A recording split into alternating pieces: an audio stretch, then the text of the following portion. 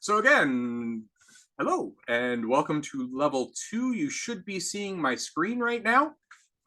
And so tonight we are going to be looking at mostly course content and activities. So in course content, we're going to look at the upload create file or upload create menu that you're going to find in Brightspace.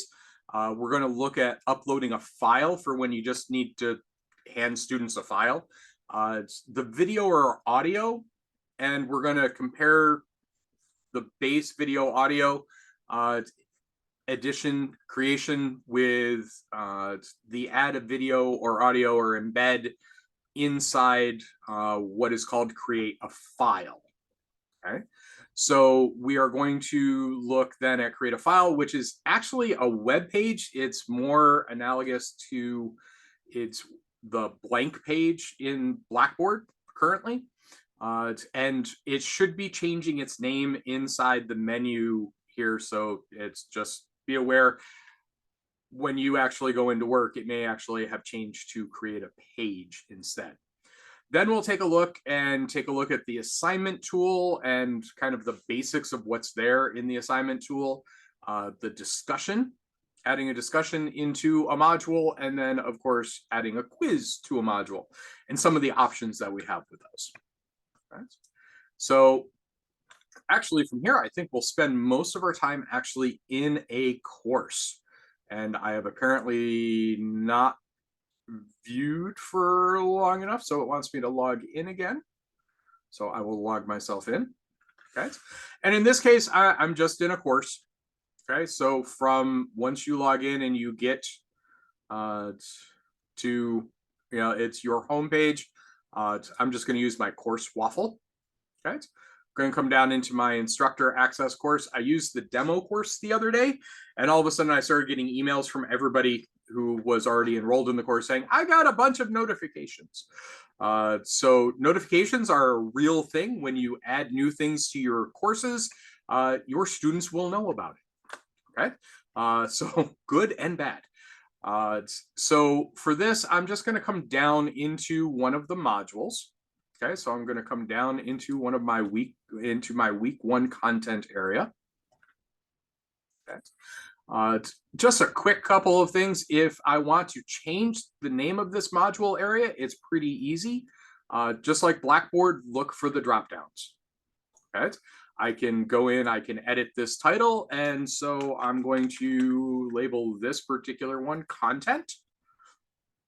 And then we can talk about, well, actually, let me change it. Edit title again, content and activities. And then what I'm going to do is I'm going to actually use this area. It's by default, that module came in with an overview document. You can see it's called a web page. Again, if I want to edit it, the easiest way, drop down, edit property, edit the HTML for it, right? Don't worry, you don't have to work in HTML. It gives you an editor, but they actually call it edit HTML to go along with the fact that they call it a web page. Okay. So if we want to edit that, we can do that, but we'll see kind of how to do that in a little bit. Right? For a lot of the other things that we have here, replacing the image, you can kind of click and work in this little area. Notice that there's a little eye here. And if I hover over that, it means that it is visible. If I want to make this area unavailable to students, right? It's right now in Blackboard, we do available, unavailable. In Brightspace, it's visible or hidden, okay? So I can click on that eye and I slide the little toggle, and now notice that its status is hidden. Okay. I'm going to make it visible again, just in case we end up looking at this from a student point of view. Okay. We'll be able to see that. Okay. So the first thing that I'm going to do is actually add a submodule. So this could be my content area.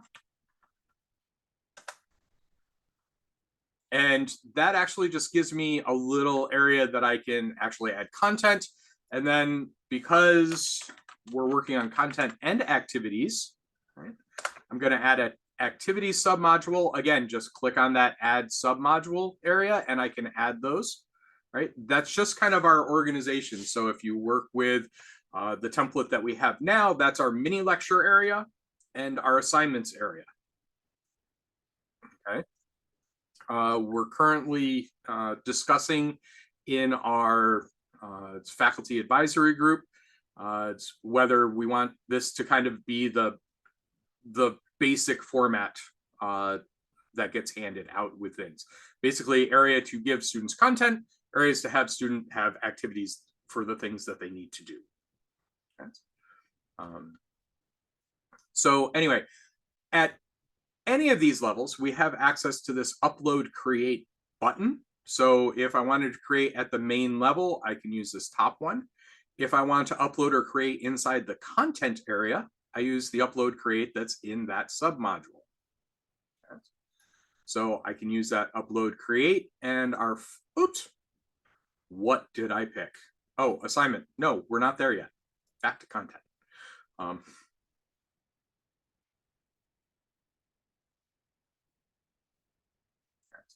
It's upload and create. We'll do assignments later, I promise. It's upload files. Upload files gives us the option to bring things in from your computer. From the course offering files, those are the files that are already uploaded in this particular course. So just like the course files that we currently use in Blackboard. And Google Drive is available here. I'm working on getting OneDrive listed as a source here. There are some other places where we can add directly from OneDrive since that's what the college supports. But most of the time we're probably adding a file directly from our computer. So I would look at a file from my computer, right? I can upload. I can click and drag. So if I've got my Windows Explorer open, I can just click and drag that file up. I'm going to click on upload. And in this case, those were not the documents that I wanted. I want the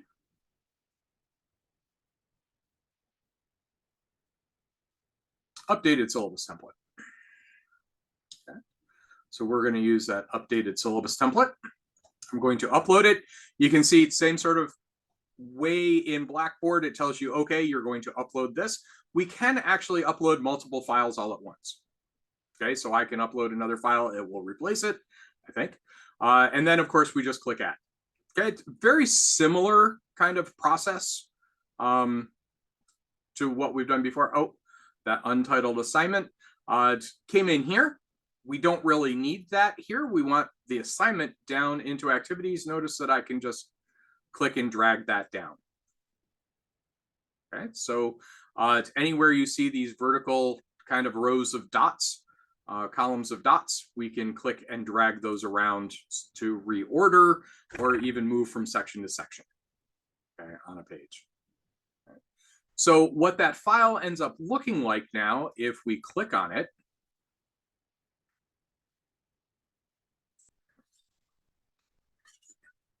is the file will, if it's something that Brightspace knows how to convert. So Word docs, Google Docs, Mac stuff does not work real well.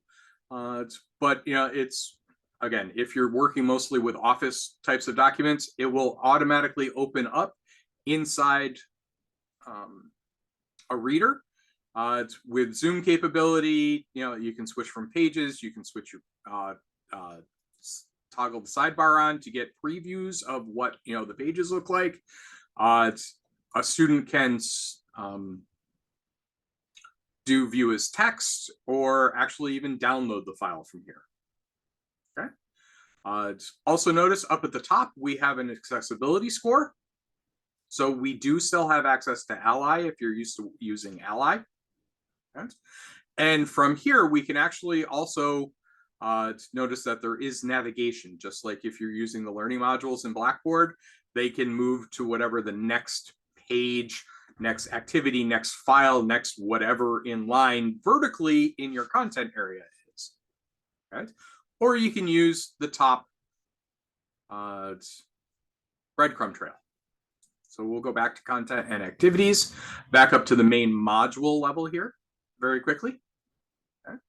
So that's a file. Again, if we had done a PowerPoint, it would show up in slide view mode. Okay. And it would note that if you've got notes in the notes view, you can flip over to that.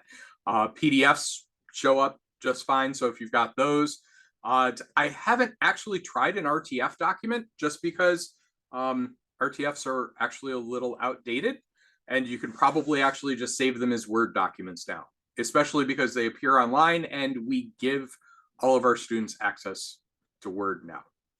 Okay. So we're a little less concerned about RTF now. Okay. The next piece here, upload, create, video or audio. If I do that, I've got two options. I can enter a URL or embed code, or I can upload a file. Upload a file is for when you already have your video file. Okay. My warning with this on a couple of levels is just like Blackboard, Brightspace is not a video server. Okay. So your student's experience is not going to be as good as if you link out to something like YouTube. So if this is, if it's a quick one-off, you're not ever going to use it again, that sort of thing. That's one thing. If you plan on using this video over and, keep it in, semester to semester, I highly recommend you put your content out on YouTube, and then we can work from there. Okay. Speaking of YouTube, how do I actually get my links or my embed codes? We're going to go out someplace like YouTube, TED Talk, Vimeo, right? It's wherever you're going to get your videos from. For whatever reason, I've been doing a lot with penguins during training. I don't know why. I'm on a penguin kick. Okay. Best of funny penguins. Oh, I think I already did that one. The penguin. No, we don't want that. Top 10 most funny penguins. Sure, let's try that. Oh no, this one is so cute. Baby penguin tries to make friends. All right. We don't actually need to watch the video. It's obviously, if we're sharing it with our class, we've already watched it. We know the value of it. So we're ready to share it. The first option is just to copy it, right? Copy the link, come back into Brightspace. Okay. And I just paste that link into there, and all of a sudden, notice it goes out, it grabs the title, it inserts it for me, and I can click save.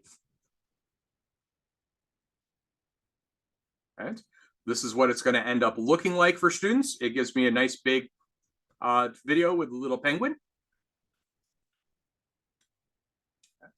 Let's try the other option though. Okay. If instead of just the link, we go and we look for the embed code, notice the embed code comes up. There's a little bit more stuff here. In Blackboard, right, you actually had to go into the HTML view to work with this. We don't have to do that in Brightspace, right? So I go in, I copy that embed code, same sort of way. Do my upload, create, again, video or audio. And now I paste that embed code in with the iframe. Okay. Save it.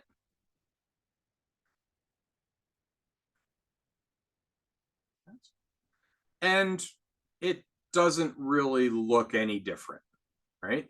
If I go back, so I go back to the previous document, it really doesn't look any different than the other one did, right? Where the big difference for this is going to be for you is when you're actually looking at this in our menu. Notice that when I just use the URL, Ally doesn't really kind of know how to pick it up and look at it, work with it. Okay. So unlike when I use the embed code, Ally can get to it and find out, okay, that was a pretty good recording. Okay. So whenever possible, try to use the embed code for it instead. Just, it makes it a little bit easier. It's our next option. Upload, create. We're going to create a file. Now remember, file in this case, creating a file is actually creating one of those web pages. And again, that name should change in the list. We're just waiting now.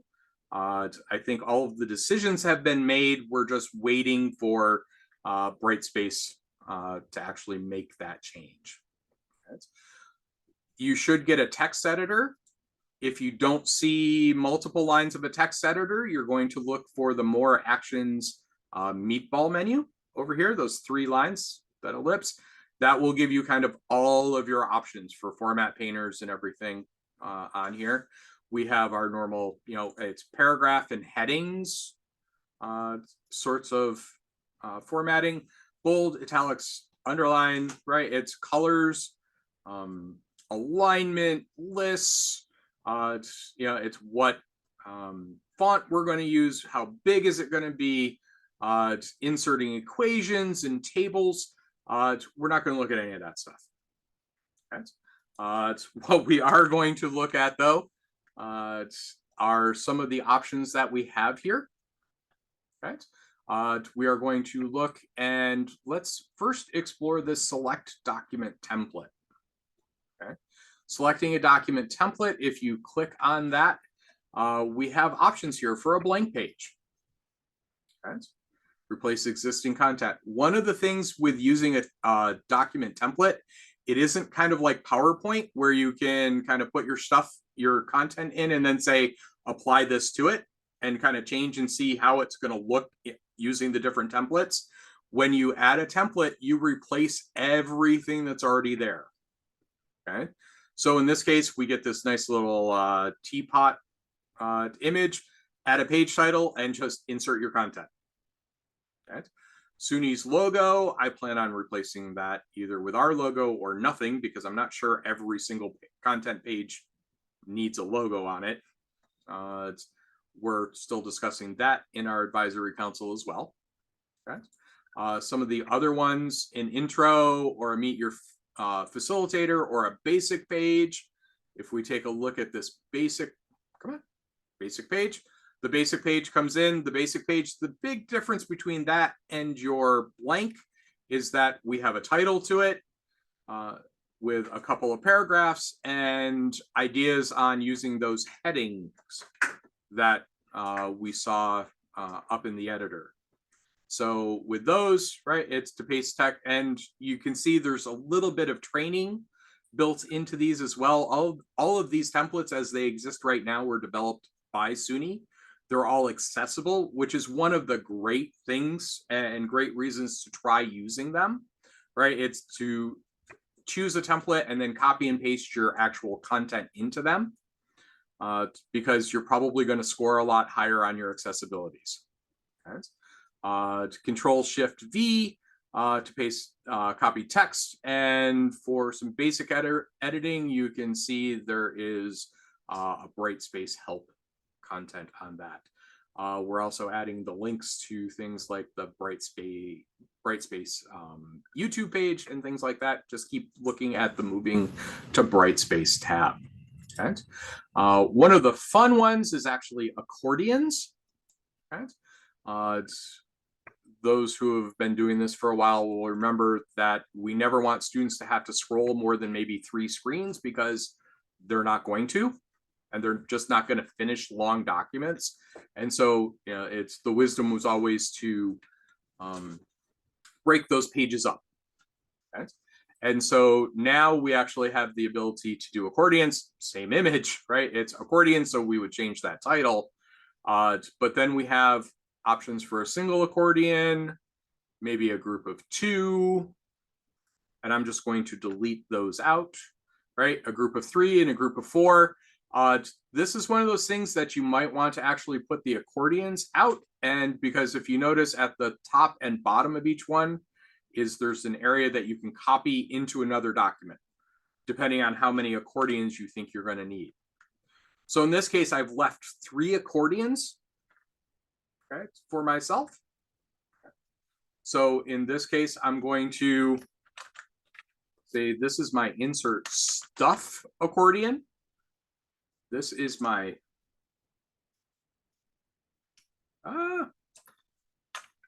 quick link accordion. And this is my image accordion.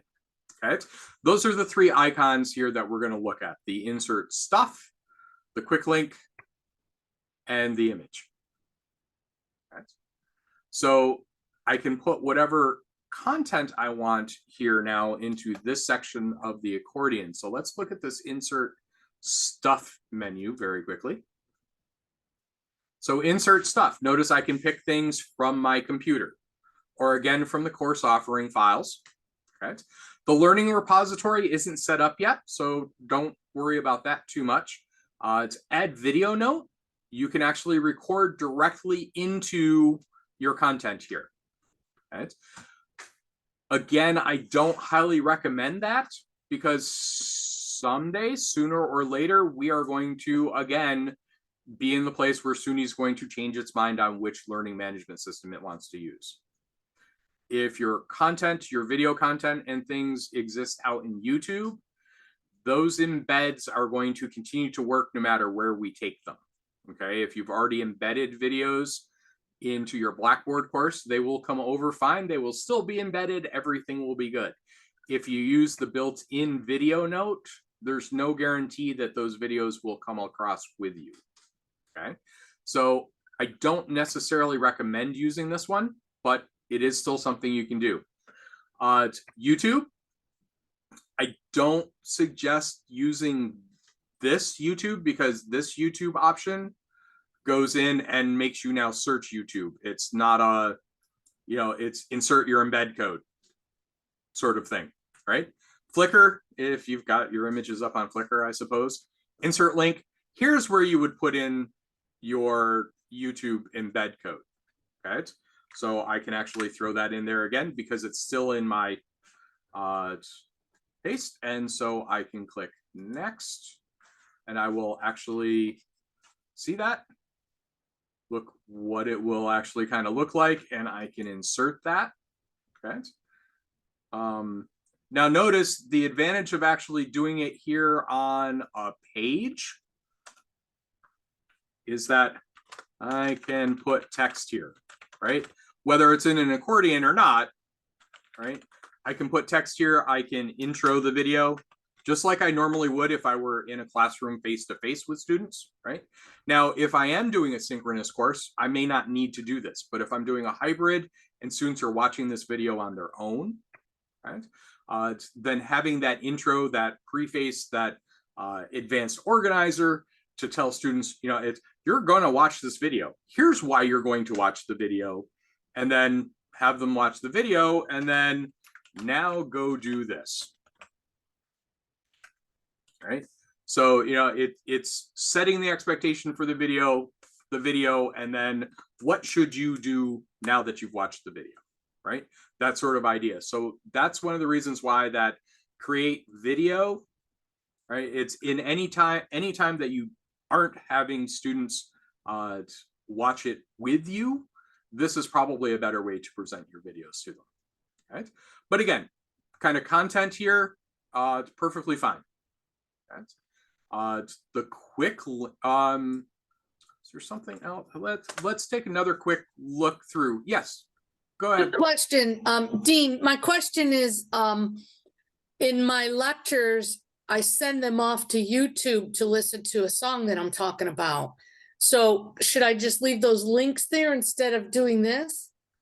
I think the embed is nice because then they have less chance of getting lost on YouTube. All right, if you give them a link and send them to YouTube, now they're at YouTube, right? And especially if they're logged into YouTube, now they have all of their suggested videos of all the stuff they actually like and want to look at sitting there, and it's really easy for them to get distracted, right? It's like sending your kid to the store with $40 and it's all you wanted was a gallon of milk, but then they wander around the store and they bring back who knows what, right? Or then they forget the milk, right? It's because they got so distracted by everything else. Okay. So it's using this embed feature is actually really nice for those sorts of things, and to bring in the songs. And again, you can kind of preface them and then say, okay, now here's here's did you see this or did you hear this? And what should you do next, right, with it? Right? So that's gonna be a lot of work. Little bit. Hundreds and hundreds of songs in my courses. Yeah, absolutely. And so that doesn't necessarily mean that you have to do them all at once, right? And you could actually even just do, it's do the first module like that, this time through, do the second one the next time you offer it. It's work through them as you can. You also may find that it's not that bad, right? It's, you copy it, hit the insert stuff, go down to embed, and it's 20 seconds of work per, which yes adds up, right? But you've done the hard part, you've gotten the links already. That's let's see, the from my computer you can upload all sorts of things, including images. You can upload an image here, but using the actual upload image is probably easier.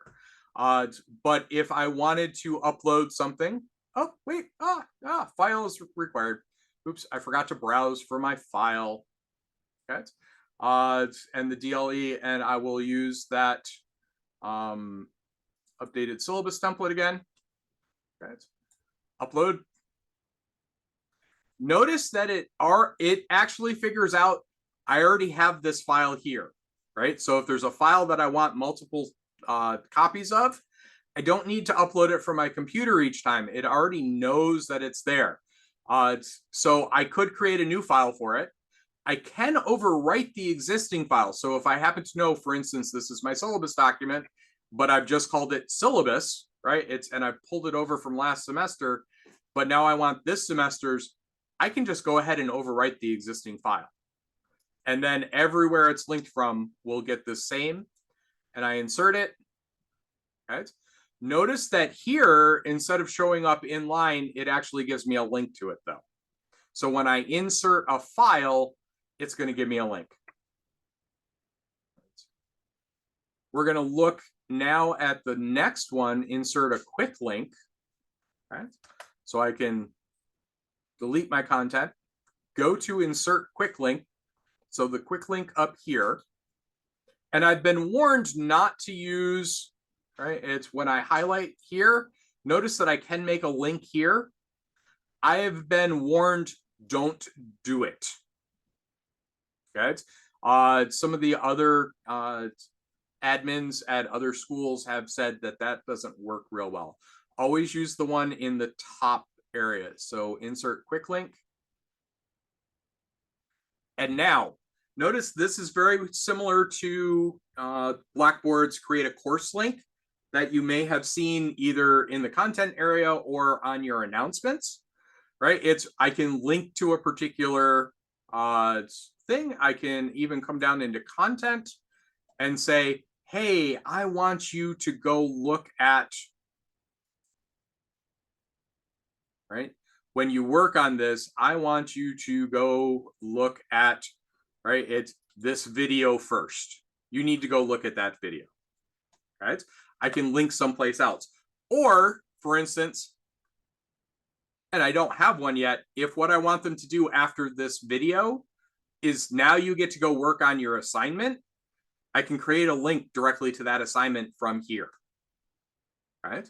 So it's inside the course, works really well. The other quick links that we can put in other than course things are if you've got something in your Google Drive or your OneDrive, you can link out to that, right? Again, the advantage of leaving it out, say, in your OneDrive, since that's what we support here on campus, is that you may use that same file in 2 or 3 or 4 courses, right? It's thinking about, it's Lisa's music courses. She may have a document that applies to a bunch of them all on tempo, right? Leave it out in OneDrive, and then when she needs to change it anywhere, she just needs to change that one document in OneDrive as it's linked, and then it will automatically be updated every single time, a student will go look at it now. Right? We can put quizzes or rubrics in. Okay, this is all still in the course, or a URL. So if I want to make a link out to another site, it's this insert quick link and come down to URL. When I do that, it's just give it the URL and what do I want to call it, right? So if I want to link out to CNN, I put the URL in and I, give it the title, visit CNN. Okay. We're going to cancel that. Oh, I didn't actually need to cancel. The other thing that you're going to find here, I just want to point out, I don't have anything that I can actually link to. This is where you're also going to find your integrations to publisher stuff. Okay. We have a challenge right now in that a lot of our publishers, we cannot have active connections to both Blackboard and Brightspace at the same time.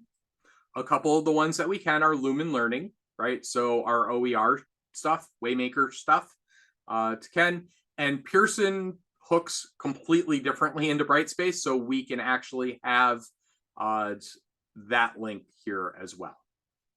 All right. The virtual classroom is very much inferior to Zoom. I wouldn't bother with it.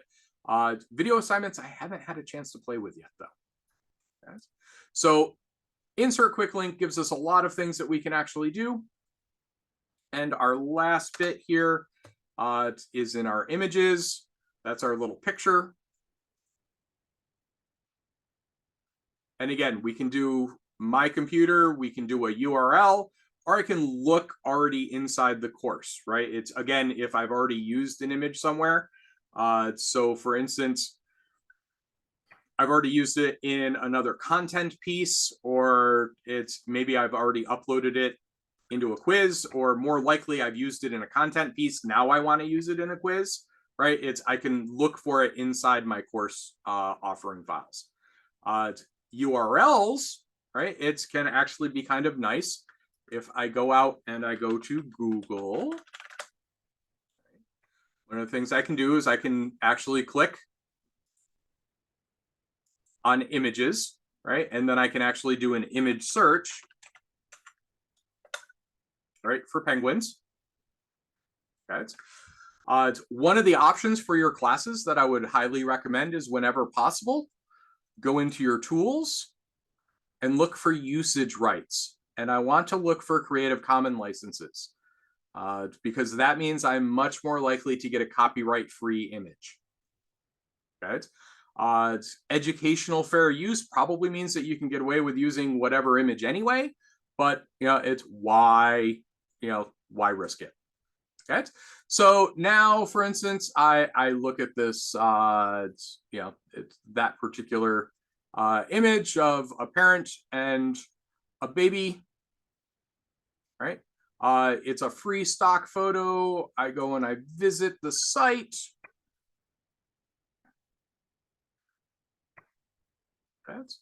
I probably can download it. I can probably also just click on the share. Where do I want to do it? It's not giving me a link. Oh, buggers. Okay. So let me go back. Let me see if I can copy image link back to that page. And then in Brightspace, for my image, I guess I got to go back into image. Oh, it was a pop-up. That's why. Right, from the URL, I can actually put that in and click add. Notice that by using that image icon, it automatically asks me for alternative text, which is an accessibility requirement. So parent penguin feeding baby penguin, right? Descriptiveness for whatever happens to be going on in that image that somebody who's looking at the image could get. Again, if they need that information for anything, if this is purely decorative, I can click the little box to say it's purely decorative. So now I'm not even using any file space for this picture. which of course has limitations, because if they change the link to this, that image is going to disappear out of my class and I'm going to have to replace it. So normally I would probably download it with attribution, put it in, all of that stuff. Okay. If I go ahead and save and close that,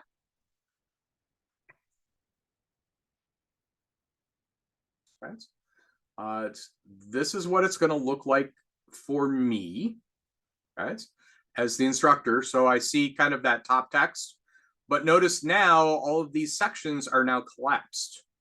So if I want to look at the things that we inserted, it's there, right? And I can link off to, it's whatever files or whatever. I can take that down. I can look at the things that we put in with the quick link, and we could go follow that. And I can expand the image section. So this is a good way to break down content that has sections, right?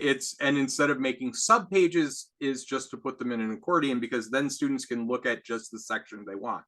Because if I expand all of these, right, now all of a sudden, this page is, I've got a bunch of scrolls now, right? And if I actually had text information on here, which again, normally I would, right? If this was any sort of an asynchronous setup, because I would be explaining all of these things, right? That would become a very long page. Okay. At the bottom, I have options, right? It's to edit the HTML. So go back in and edit the document, right? Again, that doesn't really mean the HTML of the page. You're not going into an HTML view. I can download it. I can print the page. Ooh, that's a nice option. We never had that in Blackboard. And Ally's alternative formats. Okay. For you, the instructor, you get the activity details. You can add dates, right? Which is the, it's start date, end date, due date on content items.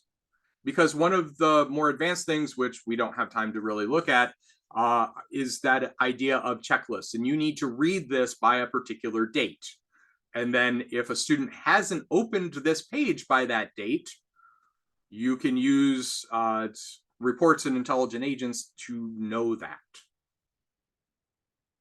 Okay. So learning objectives, you can tie this to particular learning objectives. So if this happens to, it's go with, it's my aquatic fowl, right? It's a learning outcome for my class. Then I can actually link that to learning objectives. Okay. Something else that hopefully we will be adding in as we move into Brightspace. And then completion summary. I can tell who in the class has actually looked at this content or not. Okay. Gonna move back to content and activities because we are well into the night.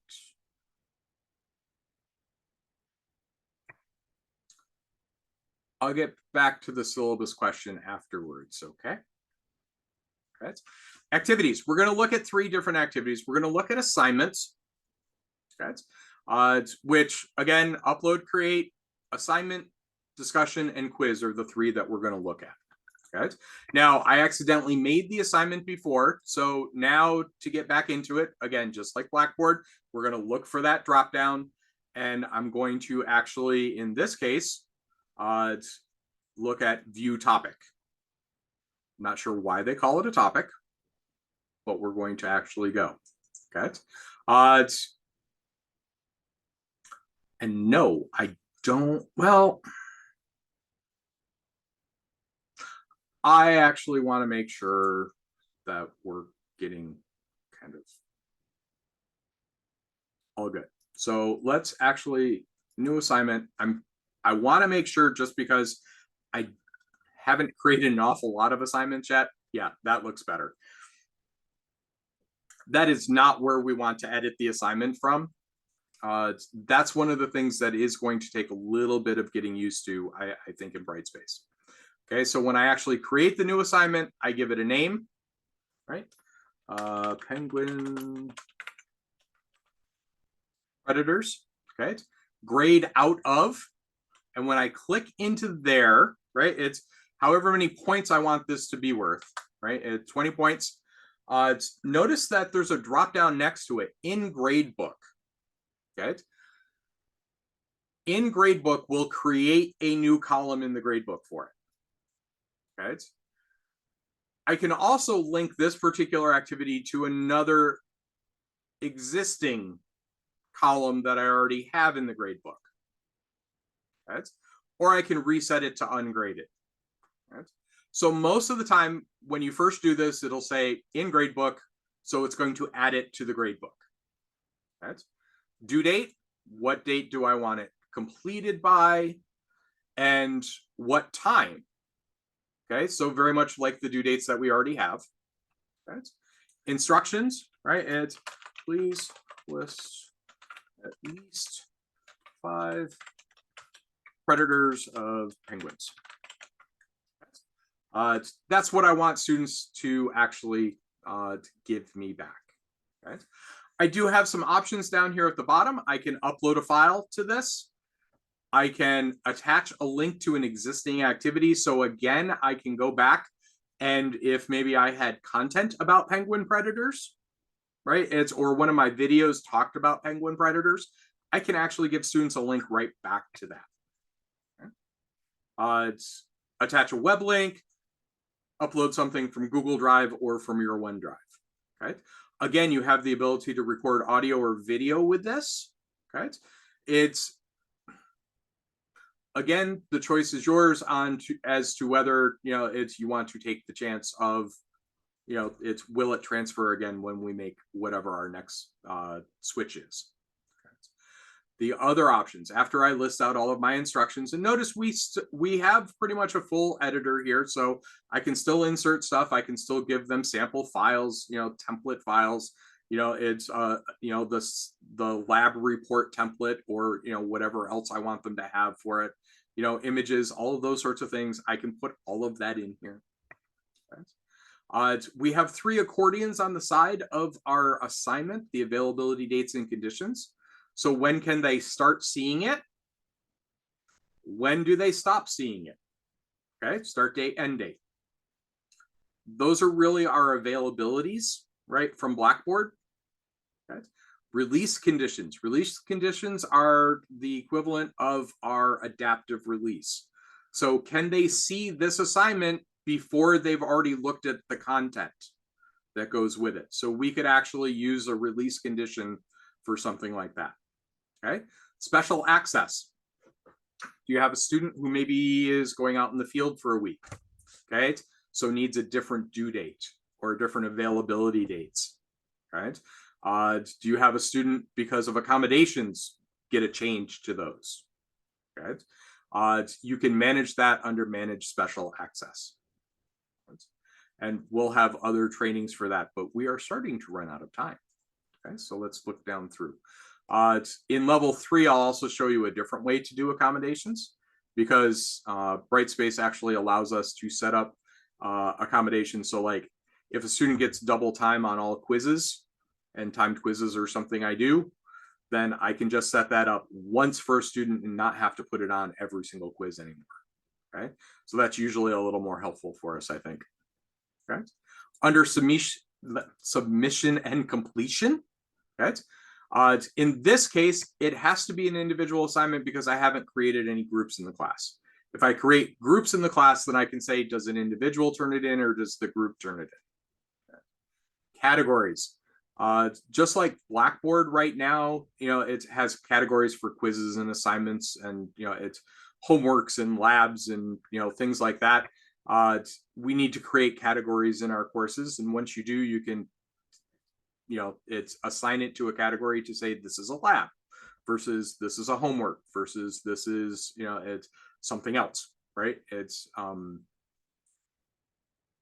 file submission. What do you want? Do you want, it's unlike Blackboard where it's a student can give you a file and a lot, an actual text submission. You pick your primary, right? It's, do you want a file back from them or do you want a text submission back from them?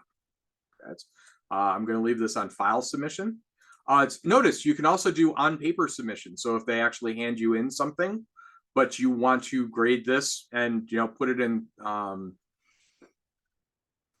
the grade book this way, you can do that. It's, so again, lab report type things, it's research papers that they actually turn in, face to face with you, or something that you observe in the classroom, right? So a classroom participation type grade could be there. Right? How many times can they submit? Unlimited or once? Not a lot of flexibility there. Okay. It's basically they can upload as many times as they want, or just once. Okay. One of the nice things that you can do is allowable file extensions. So it's, if you frequently have students who send you files you can't open, you can actually cut them down to PDFs only, annotatable files, right? So again, Word docs, Google Docs, right? It's all that Mac stuff they won't be able to turn in, right? Files that can be previewed without conversion, right? So annotatable files or files that can be previewed without conversion are probably going to cut most things down, right? If you're doing something really super specific with custom software, it's or maybe something like in the business spreadsheets course, the only thing you want is an Excel file back. So the only thing that I'm going to take is an XLSX file, right? Kind of sort of thing. I'm going to leave it on no restrictions just because. All submissions are kept, only the most recent. Okay, so even if you allow multiple submissions, doesn't mean you need to keep them all to sort through them, right? You can just keep, okay, you can turn this in multiple times up until the due date, but after that, and I'm only ever going to see the latest one that you turn in, okay, until I start grading. Or you can keep all of the submissions, okay? Notification email, do I want to know every single time a student submits a file? Throw your email in there, okay? You'll probably get notified anyway, but that's okay. Okay? Evaluation and feedback. We can add a rubric. I don't have any rubrics in this course, but if you use rubrics, you can pick your rubric here. Or if you want to just create it on the fly now for this particular activity, you can do that. Learning objectives. Again, once we have learning objectives in the system, you can tie this particular assessment to a learning objective. The nice thing here is that out of Brightspace, you can actually run a report and say which of my students did or met this particular its goal, whether it's one of the new gen eds, whether it's your course learning outcome, if your program happens to have kind of soft program objectives for your students, right? It's all of those right there. You can hide student names during assessment if you want to. Okay. I would suggest leaving the annotation tools available whenever. Okay. Once you've set all those options, you save and close, and that creates your assignment for you. Okay. Level 3 will actually take a look and I'll walk through. I'll actually submit an assignment. I'll do a discussion post. I'll submit a quiz as a student. And then we'll actually see how to work with that. Okay. So then we have that. If I come in a quick learner view, right, it's through my name, drop down, switch to a learner.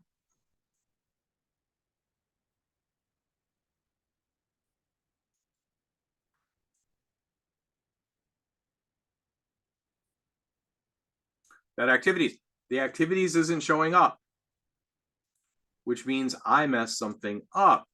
I didn't make it visible. Okay. By default, when you create an assignment, it comes in as hidden.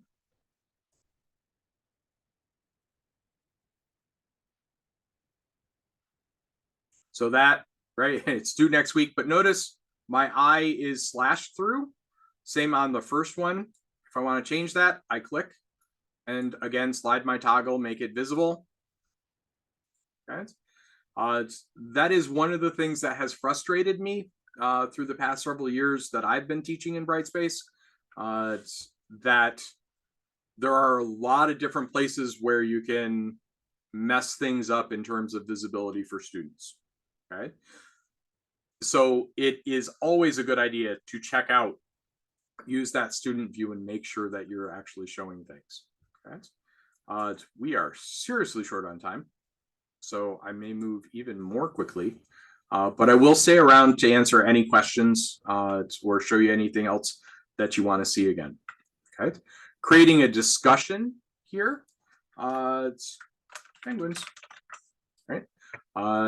And we can pick a forum here. Okay, notice that right now I only have a class community forum. That came through with the template that I brought into this course. This course, I'm actually going to create a new forum for. I'm going to call that penguins. Okay, so penguins and instructions, right? It's right.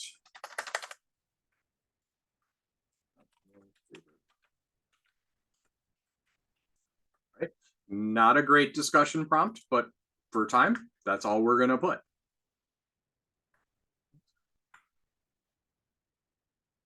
Right. Here is one of the things that goes on strangely in Brightspace. If I now want to work, right, it's with that assignment or that discussion, or when we create a quiz, I actually have to go back to that actual area of the course. So in this case, go into discussions, right? Notice I have a class community forum here with an ask a question topic, right? Now I have my penguins forum with my penguins topic. And notice that it's hidden. If I want to do anything with this, I now need to use the drop down here in the discussions area. I will not get this back in my content area and edit this topic. So it's a little strange, okay? But notice now when we come into this topic, right, it's more than just my title, my forum, and my description, okay? And notice I can change the forum that something is in if I need to, right? I can allow anonymous posts. They have to start a thread before they see other threads. Moderator must approve. You're the moderator. Don't put yourself through it, okay? Unless there's a very specific reason for it. If for some reason you think it's necessary, you can set up ratings, 5-star ratings, up vote, down vote. Okay. If you really, really want to. Okay. But we also have some other tabs here, restrictions, which for some reason they're across in tabs. I think they're going to switch them down so that they go down the side like we saw in the assignments soon, but they haven't applied the update yet. I think that's supposed to be in before the end of the month though. But restrictions, same sort of thing, right? I actually want it visible, so I'm going to uncheck hide from users. Availability has a start date. So if I don't want students to start this until we get to a certain point, I can do that. Start a date. If I do has a start date or has an end date, I can say, it's visible with access restricted before start, so they can see that it's there, but they can't do anything with it. Like they can't click into it to do anything with it. Visible with submission, so they can actually go in and maybe you've put a couple of beginner posts in or something. They can read stuff that's already there, but they can't actually make their own. Okay. Or I can keep it hidden before the start. Okay. Likewise, after the end date, it's a really neat option for this is that they can still see it. It's still visible, but they can't submit anything new to it. Okay, so after the end date, they still can see it, so they can go back. They can study from it. You can ask them to go back and summarize it, anything like that, but they can't add anything new. Okay, and then do I want it displayed in the calendar? Probably, right? If I create something and it's got dates, I want the dates in the calendar. Okay, release conditions, group in sections, so I can do all of that. Assessment, do I want to assess this topic? Okay, no grade items exist for this, so I can click new grade item. And I create a new grade item. Again, this works a little differently. So, right, this is my penguin discussion. I can give it a short name if I want. I can add it to a category. Okay. But penguin discussion, score out of, and we'll talk about a couple of things here to worry about your score. I can add a rubric, allow assessment of individual posts. Right? Be very careful with rubrics and individual posts. You want to consider that your score out of is not per post, it's what you expect students to get in the entire topic. So if I expect, if I'm grading each post on a scale of 1 to 10, but I expect maybe 30 points for the whole topic, I want to make sure that that total score is there, right? Depending on how I'm doing this anyway. Select a calculation method, sum of post scores. I can also do average, mean, highest, lowest. And then, of course, objectives. I can tie this to learning objectives. And so if I tie this to learning objectives, I tie it, and then finally I save and close. And that discussion topic is now there. Discussion topics. And you can see you get a little summary of when it's available and such. Okay. Discussion topics work pretty much the same way. All right, start a thread, enter a subject. They make a post, you make a post, right? You have the option to pin a thread to the top. So one of the ways that I do this is actually I create starter threads in my class, pin them to the top of the discussion, and then ask students to reply back to particular threads that I create. Okay. I'm going to cancel that. Let's come back to our content area because we have 1 minute to talk about quizzes. So I hope you can stick around for a couple of minutes because it's going to take a little longer than that. Okay. Upload, create, new quiz.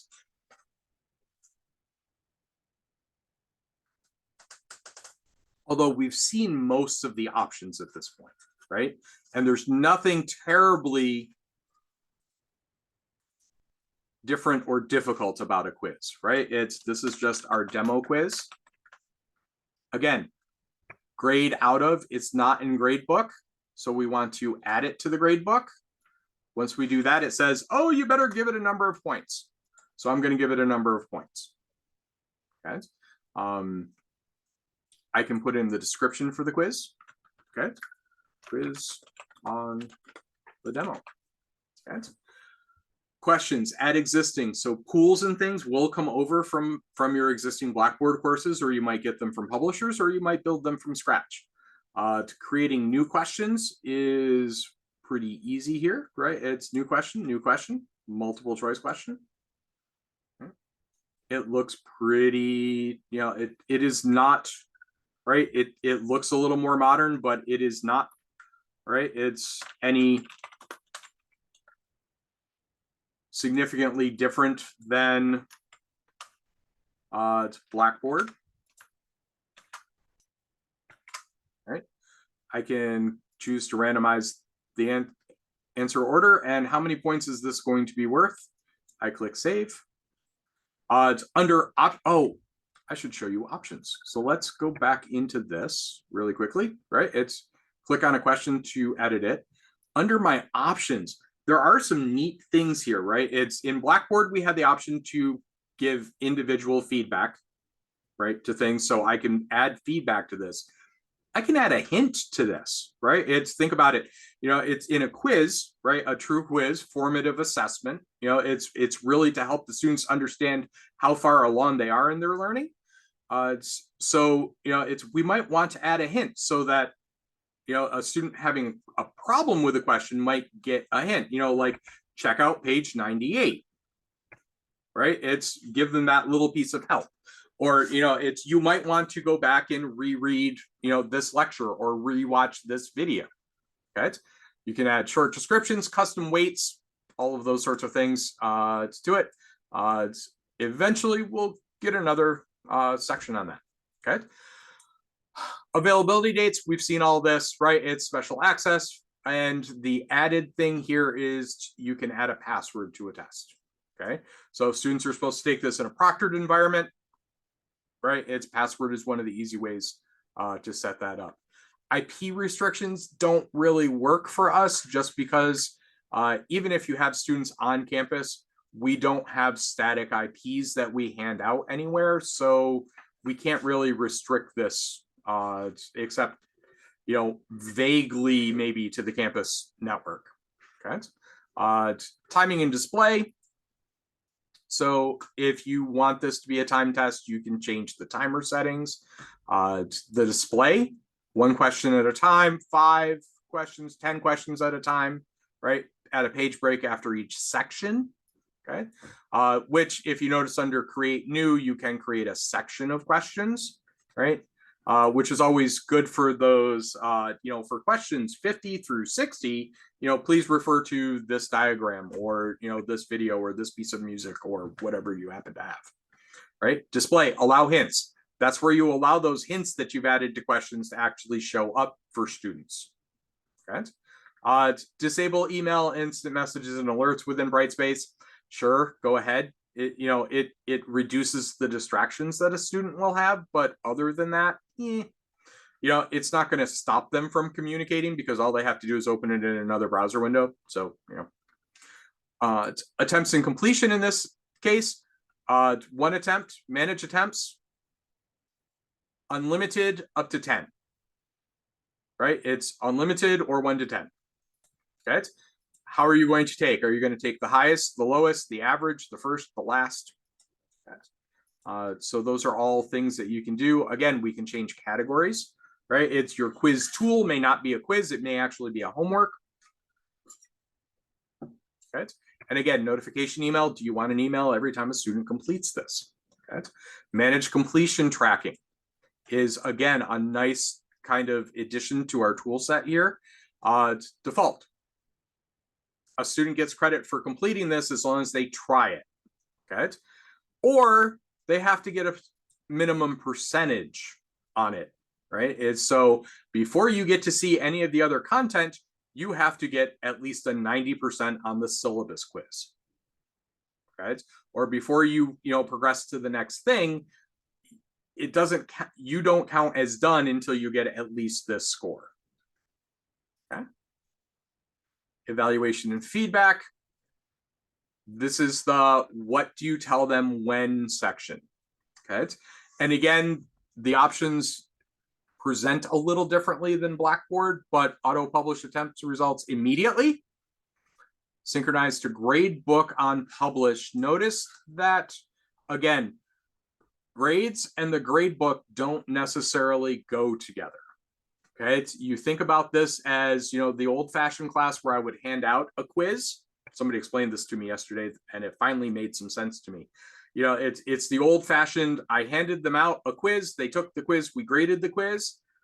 Now I have to decide whether that quiz goes into the grade book or not. So the grade book is kind of this separate entity, okay, for people old enough to remember those. Okay, it's synchronized to grade book, so it's the attempt, the grade, and what do you give them? Just the incorrect questions with the correct answers, without correct answers, all the questions with correct or without correct. Okay. Customize the quiz results. You can do that. And of course, we can link to learning objectives. Save and close. And that's the primary sort of thing. So I'm going to go ahead now and, if I can, I'm going to stop